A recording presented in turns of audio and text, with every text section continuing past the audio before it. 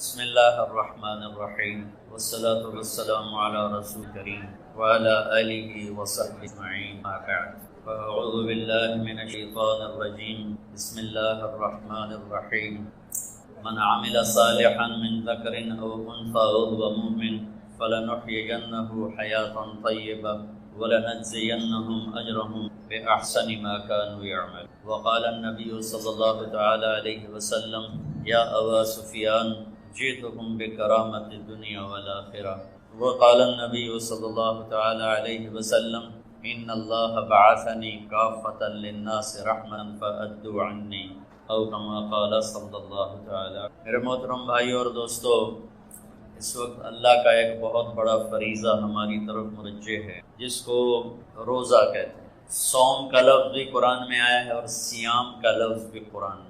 انی نذرت للرحمن صوما، میں نے روزے کی نیت کی ہوئی. اور کتب علیکم الصیام، تم پر روزے فرض کیے گئے ہیں. صوم کا لفظ حضرت مریم نے بولا ہے اور سیام اللہ کی طرف سے فرض بن کے آیا ہے. صوم اور سیام کا فرق عربی میں یہ ہے، صوم کہتے ہیں کھانا پینا بند کر، اور سیام کہتے ہیں آنکھوں کا دیکھنا ٹھیک کرے، دماغ کی سوچ کو ٹھیک کرے، کانوں کے سننے کو ٹھیک کرے، زبان کے بول کو ٹھیک کرے، سینے کے جذبات کو ٹھیک کرے، دل کی کیفیت کو ٹھیک کرے، لقمہ حلال کو ٹھیک کرے، ہاتھ پاؤں کی حرکت کو ٹھیک کرے. سر سے لے کر پاؤں تک روزہ رکھنے کو سیام کہتے ہیں اور صرف منہ بند کرنے کو صوم کہتے ہیں. تو میرے رب نے ہم پہ صوم فرض نہیں کیا، ہم پہ سیام فرض کیا. سیام جمع بھی ہے اور سیام مصدر بھی ہے، تو یہاں دونوں معنی لیے جا سکتے ہیں. وہ دونوں کے لحاظ سے مطلب اور تعریف اور تشریح موجود ہے. اللہ ہم سے چاہتا ہے کہ سر سے لے کر پاؤں تک کا روزہ رکھ، تیرا دماغ غلط نہ سوچے، تیری آنکھ غلط نہ دیکھے، تیری زبان غلط نہ بولے، جھوٹ چھوڑ، تو گالی چھوڑ، تو غیبت چھوڑ، تو گلے چھوڑ، تو طنز چھوڑ، تو بہتان چھوڑ، تو لوگوں کو بے عزت کرنے والی باتیں چھوڑ، تو غیبت سننا چھوڑ، لوگوں کی برائی سننا چھوڑ، تو غلط چیزوں کو سننا چھوڑ. تیرے کان روزہ رکھیں، تیری دل روزہ رکھے، اس میں سے حسد کو نکال، اس میں سے کینے کو نکال، اس میں سے بغض کو نکال، اس میں سے نفرت کو نکال. تیرا سینہ روزہ رکھے، اس میں سے کھوٹ کو نکال، لوگوں کے بارے میں غلط جذبات کو نکال. ہمارا سال شروع ہوتا ہے، دیکھو جنوری بھی اللہ کا، محرم بھی اللہ کا. یہ تعصب کی بات ہے کہ وہ کافروں کا سال ہے، یہ ہمارا سال ہے. وہ جنوری سورج کے گرد گھومتا ہے، محرم چاند کے گرد گھومتا ہے. سورج بھی میرے اللہ کا اور چاند بھی میرے اللہ کا. الشمس والقمر دائبین، اللہ نے سورج چاند کو گھمایا. ایک کیلنڈر سورج کے ساتھ جوڑ دیا، ایک کیلنڈر چاند کے ساتھ جوڑ دیا. ہمیں چاند والا کیلنڈر دیا اور اوروں کو، باقی تمام دنیا کو اللہ تعالیٰ نے سورج والا کیلنڈر دیا. اس کی حکمت مجھے سمجھ میں آئی جب میں آج سے 5 سال پہلے ناروے دنیا کے آخری کنارے پر پہنچا، جس کو اینڈ آف دا ورلڈ کہتے ہیں، اور شمال میں وہ دنیا کا آخری کنارہ ہے، زمین کا آخری. اس کے اوپر جا کر پھر نارتھ کیپ بن جاتا ہے. جب میں وہاں پہنچا، اس علاقے میں سورج کا کیلنڈر فیل ہو جاتا ہے.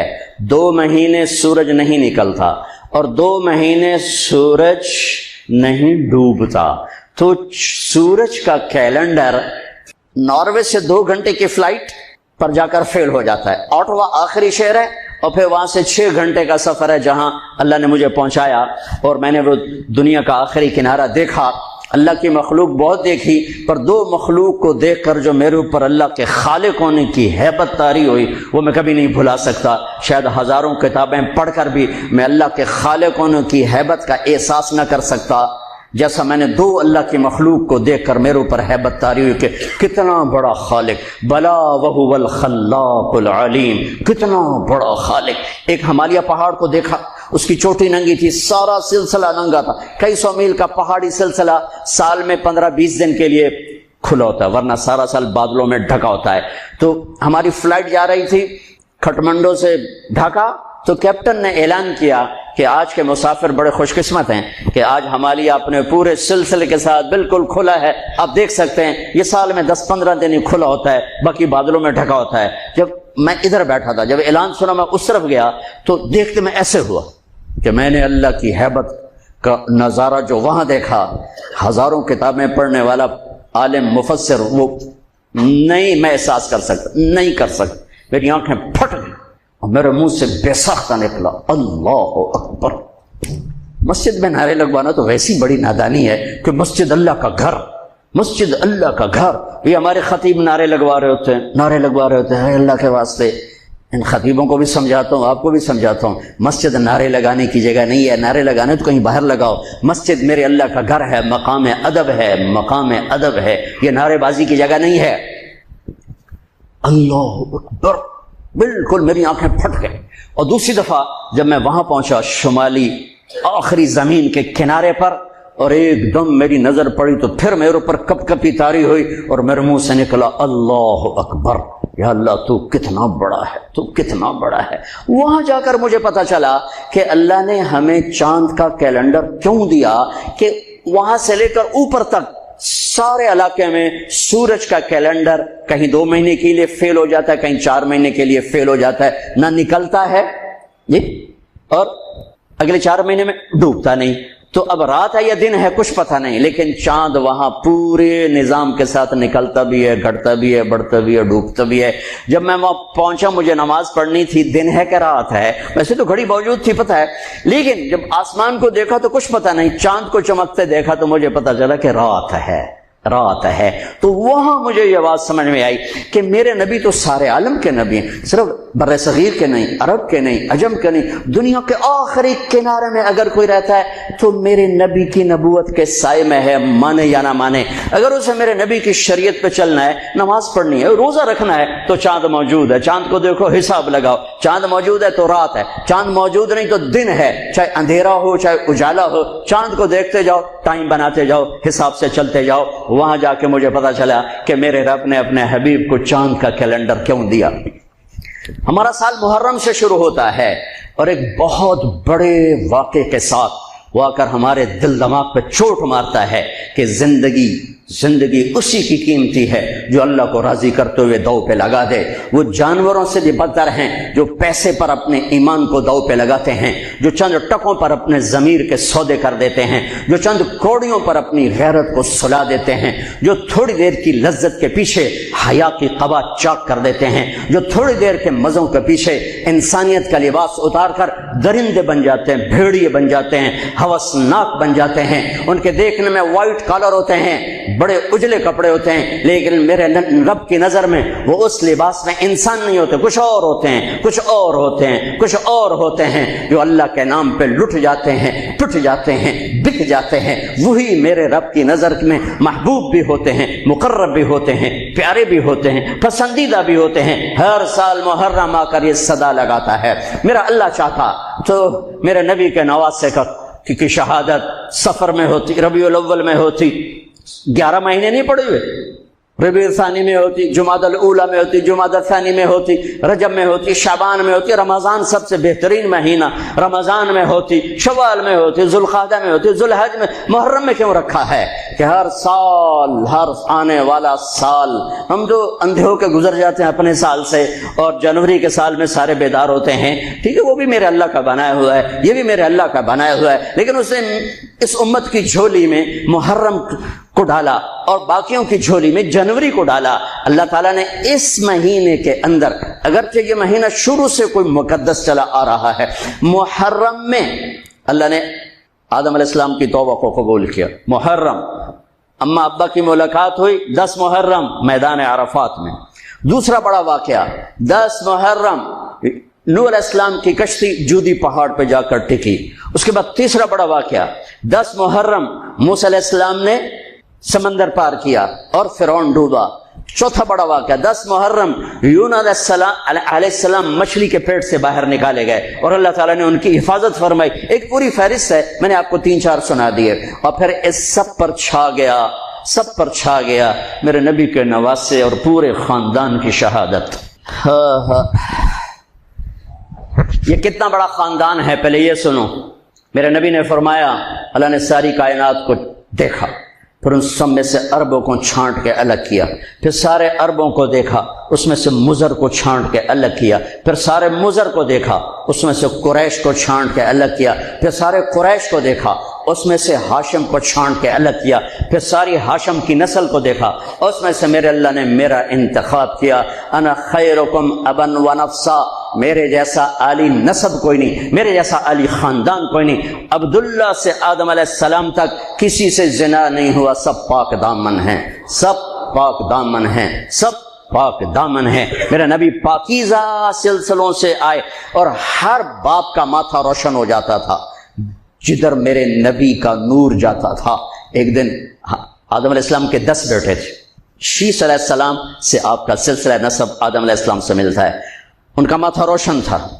آدم علیہ السلام کہنے لگے بیٹا تیری پشت میں ایک امانت ہے جو تیرے باپ سے بھی زیادہ قیمتی۔ وہ کہنے لگے ابا بیٹا باپ سے زیادہ قیمتی، وہ کیسے؟ کہا تو اس امانت کی بات کرتا ہے، تجھے اس کی امت بتاؤں؟ امت ابھی ہمارے آنے میں 10,000 سال پڑے ہوئے ہیں، 10,000 سال، اور آدم علیہ السلام فرما رہے ہیں بیٹا اس ہستی کو چھوڑ، اس کی امت کا بتاؤں؟ کہا جی بتاؤ۔ کہ میں نے ایک خطا کی، میرے کپڑے اتار دیے۔ وہ ہستی اس کی امت روزانہ خطائیں کریں گے، اللہ ان کے کپڑے نہیں اتارے گا۔ میں نے ایک خطا کی، مجھے بیوی سے جدا کیا، وہ سارا دن گناہ کریں گے، اللہ ان کی بیویوں سے انہیں جدا نہیں کرے گا۔ میں نے ایک خطا کی، اللہ نے میری مشہوری کر دی، سوری دنیا کو بتایا، اور وہ سارا دن منہ کالے کریں گے اور اللہ ان کے گناہوں پہ پردے ڈالتا جائے گا، پردے ڈالتا جائے گا، پردے ڈالتا جائے گا۔ میں نے ایک خطا کی، مجھے جنت سے نکالا، وہ ہزاروں خطائیں کر کے اس کی رحمت سے بخشش پا کے جنت میں جائیں گے۔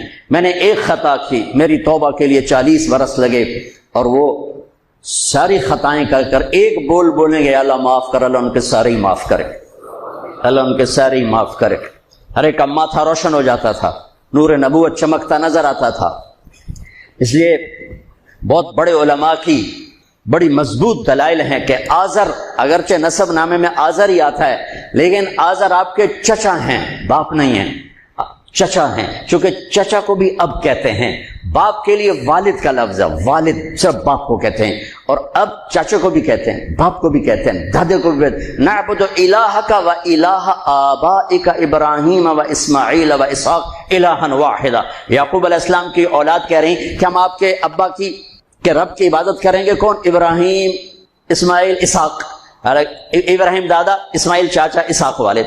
وکان ابوہما صالحا، وہ میں نے دیوار سیدھی کر دی کہ ان کا باپ نیک آدمی تھا، 7ویں پشت کا دادا، اس کے لیے اب کا لفظ استعمال ہو رہا ہے، اب کا لفظ استعمال ہو رہا ہے۔ اور ابراہیم علیہ السلام بیت اللہ بنانے کے بعد دعا مانگ رہے ربنا اغفر لی ولوالدی۔ ان کے باپ اگر کفر پہ مرے ہوتے تو ابراہیم علیہ السلام یہاں یہ دعا نہیں مانگ سکتے تھے کہ اللہ مجھے معاف کر، میرے والدین کو معاف کر، ربنا اغفر لی ولوالدی یوم یقوم الحساب۔ اس دعا کا مانگنا، یہاں والد کا لفظ استعمال کیا، باپ کا لفظ، اب کا لفظ استعمال نہیں کیا، والد کا لفظ استعمال کیا کہ والد صرف باپ کو کہتے ہیں، اب چاچے کو، دادے کو، پردادے کو، سب کو اب کہا جا سکتا ہے۔ تو بڑے بڑے علماء کی رائے ہے کہ آپ کی نسل میں کوئی بت پرست نہیں آ سکتا، سب یا دین فطرت ہے یا ایمان ہے، یا دین فطرت بھی ایمان ہے کہ بت پرستی سے پاک ہیں۔ آپ نے کہا سعید بن زید کے والد تھے زید بن نفیل، تو اللہ کے نبی کے آنے سے پہلے انتقال کر گئے۔ وہ بیت اللہ سے ٹیک لگا کے بیٹھا، کہتے ارے قریش، اللہ کی قسم یہ پتھر کے بت ہیں، نہ نفع دیتے نہ نقصان، یہ اس کائنات کے مالک نہیں ہو سکتے۔ اس کائنات کا کوئی مالک ہے، پتہ نہیں کون ہے، پر کوئی ہے، مجھے پتہ ہوتا میں اس کی پوجا کرتا۔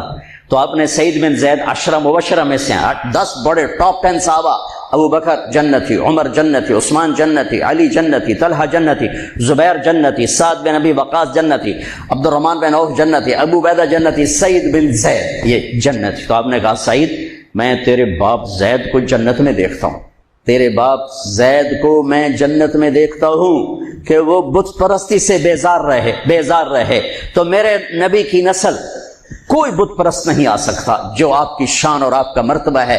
آپ کو سب سے عالی، اگرچہ محدثین آزر کا نام لکھتے ہیں اس میں، لیکن اب یہ تو قیامت کا دن ہی پتہ چلے گا، لیکن وجدان یہ کہتا ہے دل کا یقین یہ کہتا ہے کہ میرے نبی کی نسل پاکیزہ ہے، ماتھے پہ نور نبوت آتا ہے۔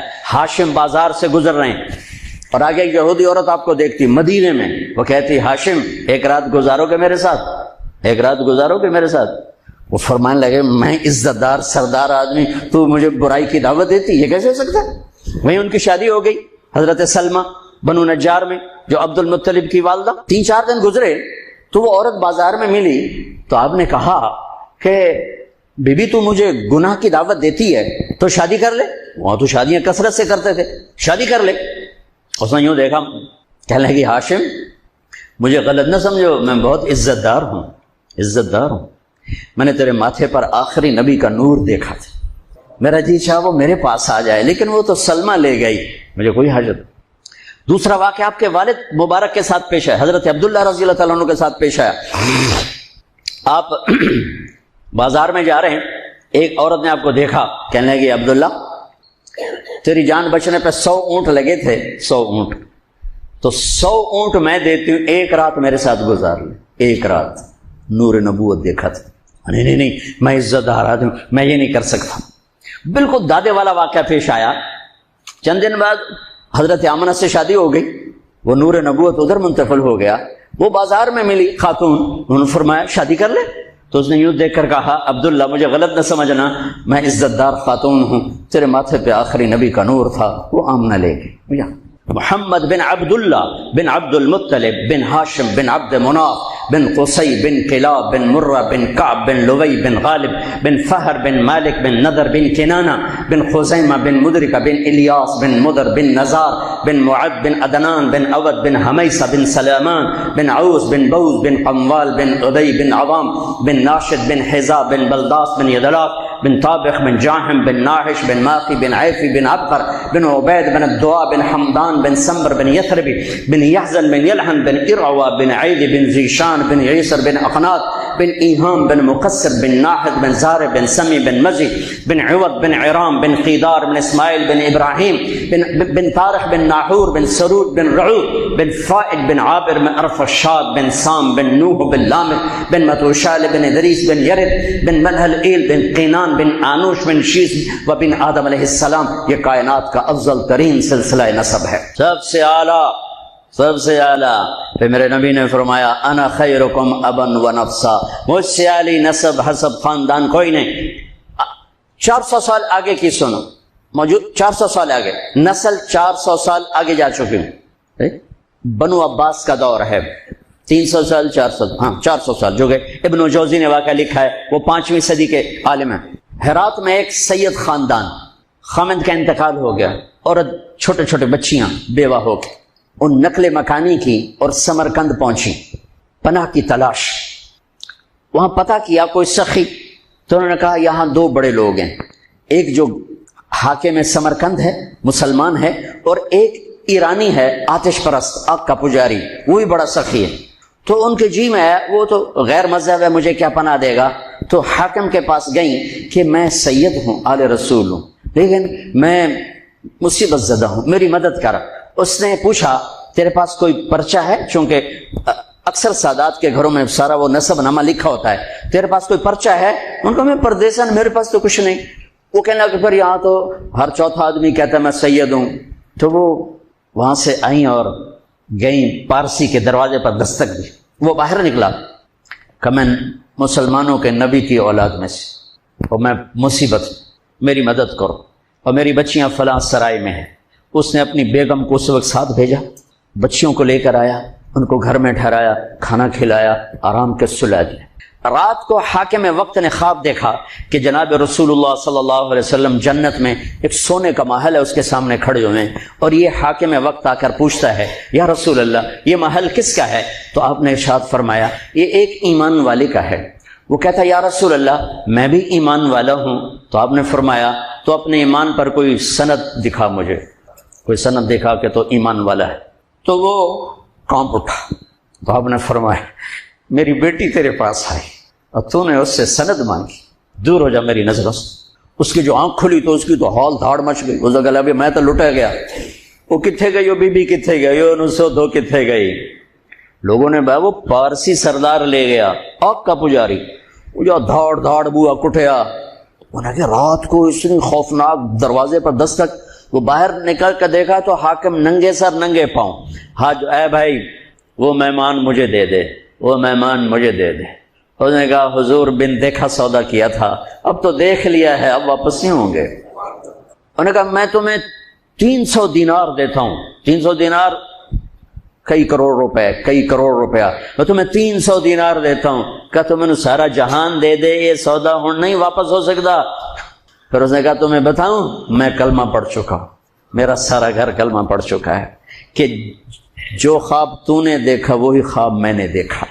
میں بھی خواب دیکھ رہا تھا کہ جنت کا محل ہے، اس پر دو جہان کے سردار کھڑے ہیں، اور تو آ کے پوچھتا ہے یہ کس کا ہے؟ وہ فرماتے ہیں ایمان والے کا ہے۔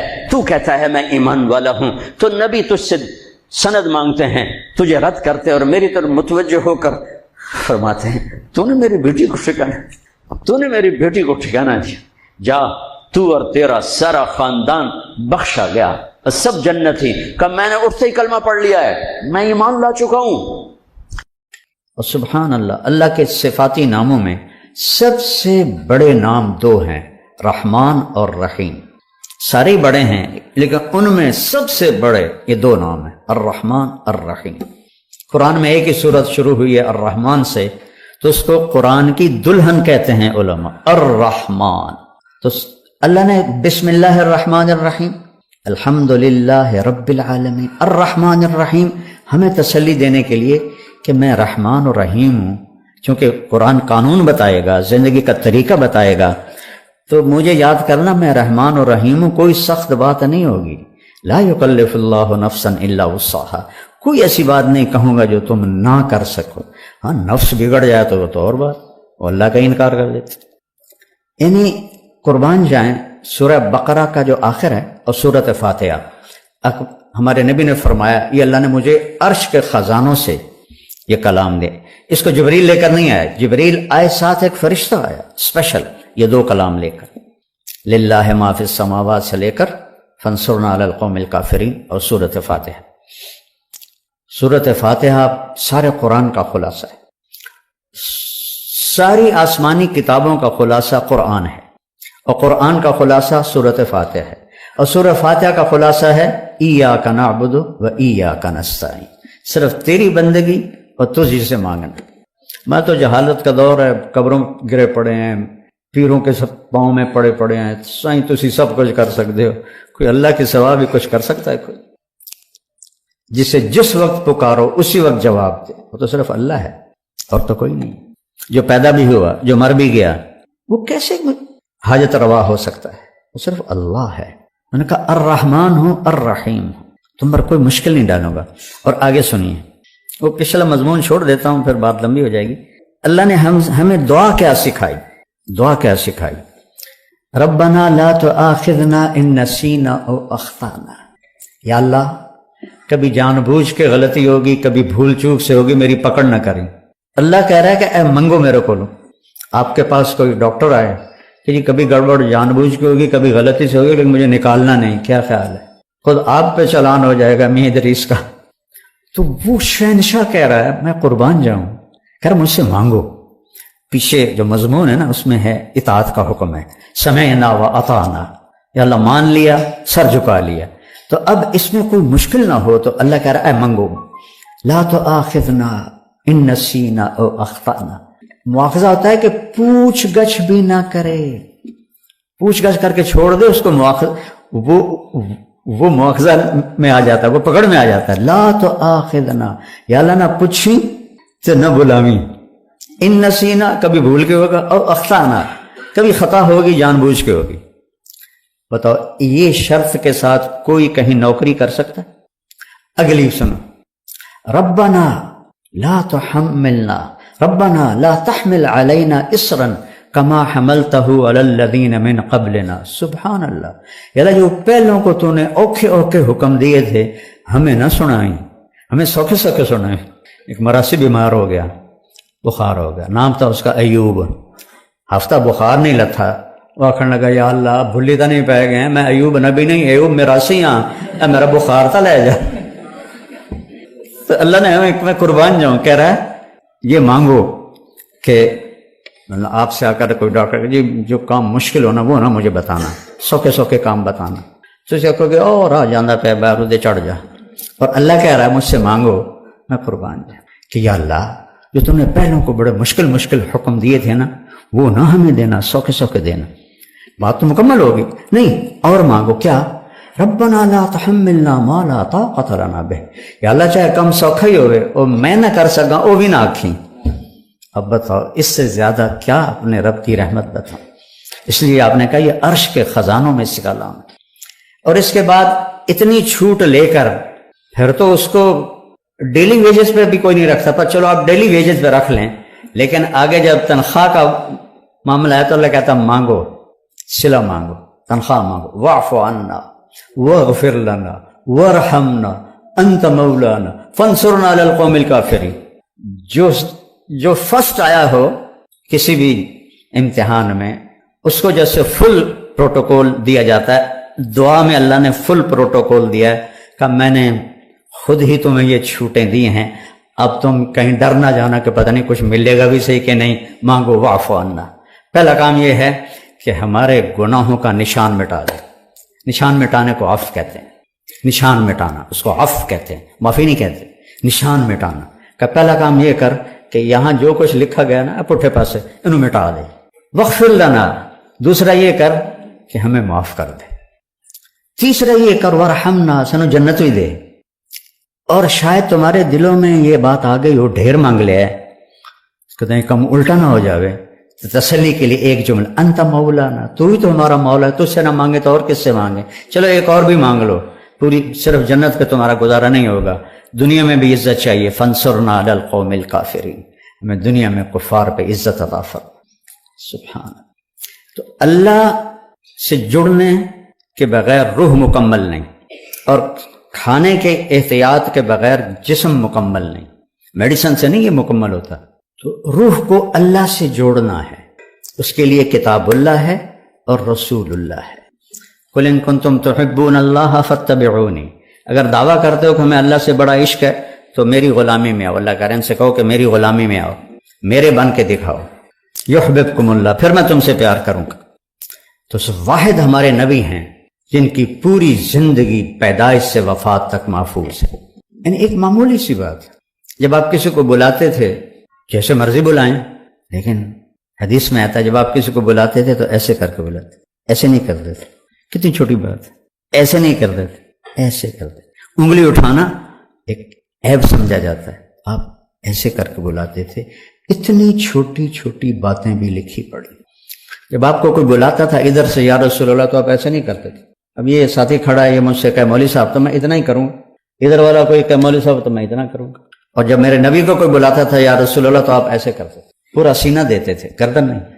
ادھر سے کوئی بلاتا یا رسول اللہ تو آپ ایسے کرتے، پیچھے سے کوئی بلاتا تو فل موڑ کے اس کی طرف پھر کر کہتے تھے جی فرمائیے۔ میں نے آپ کو ایک چھوٹی سی مثال دی کہ میرے نبی کی زندگی کا ایک ایک ذرہ لکھا پڑا ہے۔ کوئی نبی ایسا نہیں ہے جس کی زندگی اس طرح محفوظ کی گئی ہو۔ آپ کی چال کیسی تھی، آپ کی رفتار کیسی تھی، آپ کا معاملہ کیسا تھا، آپ گھر میں کیسے تھے، آپ باہر کیسے تھے، آپ نے شادیاں کیوں کی، زندگی سمجھانے کے لیے، کیونکہ سب سے مشکل رشتہ خامد اور بیوی ہے، اسے نبھانا سب سے مشکل ہوتا ہے۔ تو آپ نے کہا دیکھو مجھے عورتوں کی کوئی خواہش نہیں ہے، میں نے جہاں شادی کی، جہاں بیٹی کی شادی کی، اللہ کی وحی آئی پھر میں نے قدم اٹھایا، ورنہ 25 سال کا نوجوان 40